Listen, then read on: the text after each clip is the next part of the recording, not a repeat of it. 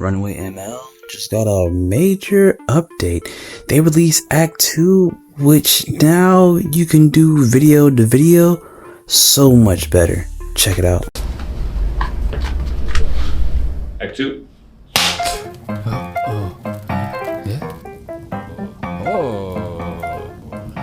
Yeah.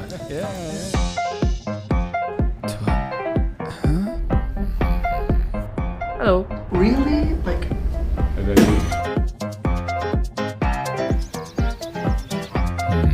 These here are my favorite beans. Best brand. What's going on here? And then I get the call from Zod. As you see there with Runway Act 2, it's extremely powerful to say the least. It's so much more powerful where it's tracking not only the overall general body movements, but it's also tracking your lips and your arms and finger motions, giving you a little bit more fine-grained control versus Act 1. This is the upgrade that a lot of people has been waiting for, because not only that, you can also bring people into the video with instruments or even people holding objects and interact with it. Not only that, this AI is so much more powerful where it can infer what you mean when you are playing different instruments. So let's say you are strumming a guitar, it can do the general movements of you strumming the guitar to the beat, as well as it can just do a one-to-one with you holding a guitar. Check it out. Yes. So without using gesture control, it still looks fantastic, right? Like this character is playing the guitar. However, the moment we turn on gesture control, we start copying the exact movements of the hands on the strings of the guitar, making this feel much more realistic. That was totally insane if you ask me. But it doesn't just stop there. They're doing one-to-one references for people. So even if you're dancing and doing some fast motions, it even tracks you pretty well. Like in this video where this person is dancing and the AI statue is also doing the same movements. Check it out. Raindrops fall so soft at night on the streets through the night. Puddles form and clouds are gray. It's a quiet, rainy day. I think that that's just insane to say the least, to see that people are able to do these type of hand movements when it comes to tracking the full performance. It doesn't just stop there. They say that for best results, it'll be better to have a video or an image of the AI that you want to control, as well as it should be a similar size. So if you're kind of far back from the camera, your AI image that you want to move should be far back from the camera, or your arms will be cut off.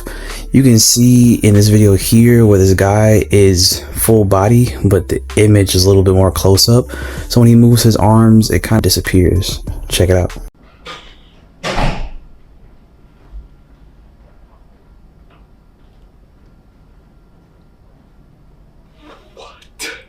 no. As you saw in that clip, you saw that the guy is moving his arms, but the ogre's arms are off the screen because the ogre is so close to the camera. I don't think that's necessarily a bad thing, but it's something to keep in mind if you do want your arms to be tracked or a part of the video itself. But it also has another upgrade where you can also do animals, as well as really fine-grained animations, because they have so much more support, where you see this ogre, this lemur, and this animated guy. Check it out.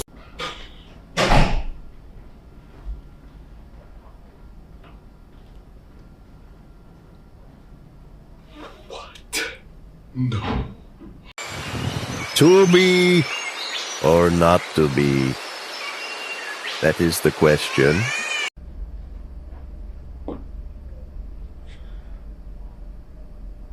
Yeah, you kind of like it. It's great. Not only that, Act 2 gives you so much more support over how much you can actually express yourself within a character, whether you want the expressions of the character to be like a one-to-one of what you're acting out, or maybe more of a dramatic expressions or exaggerated expression, which is pretty cool. And you can choose to track your hands or not track your hands. Here's a brief tutorial on exactly how you would use Act 2 with Runway. Check it out. From a generative session, you can access Act 2 from the Video tab. Then, load in or record your driving performance video in the top slot, and add a character image or video in the bottom slot. You'll get the best results out of Act 2 if your driving performance video and your character are facing the same general direction and taking up similar screen space. If you're standing too far away or facing the wrong direction, your results may vary. Before we generate our first video, let's open up the settings. First, we have our facial expressiveness slider, which lets you dial up or down the expressiveness of your character performance output. Lower values will tame the expressiveness, while higher values will amplify it.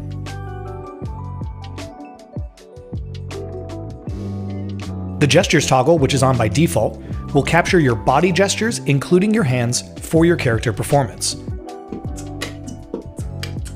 If your character input has visible hands, make sure that your hands are also visible in the driving video to achieve the best results.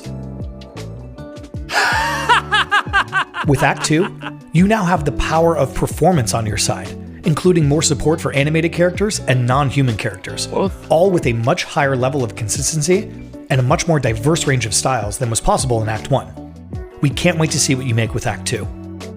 If you need some additional support, make sure to check out the help articles or head over to Discord to see how our creative community is using Act 2.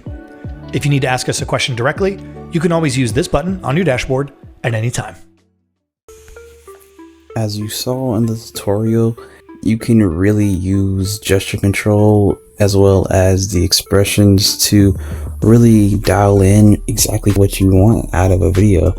You can use the gesture control so you can do exactly what the person is doing, but if you want a generalized approach to what that person is doing and have the AI kind of infer from the actor performance, then you can turn it off and let AI handle it. I think that's really good for a lot of people who may not be really good actors or have a real thought in mind when they're playing around with this. Act 1 was already amazing, but Act 2 seems to be just so much better. It seems like Runway ML is definitely gearing up and releasing a lot of heat. You should definitely like and subscribe if you like AI news and you want to keep up with the latest and greatest AI news. But tell me what you think. Do you think that Runway ML Act 2 is all the hype, or do you think it's okay? It's not better than an Omni-Human or some other AI out there. That being said, your boy Dex Not Dexter out.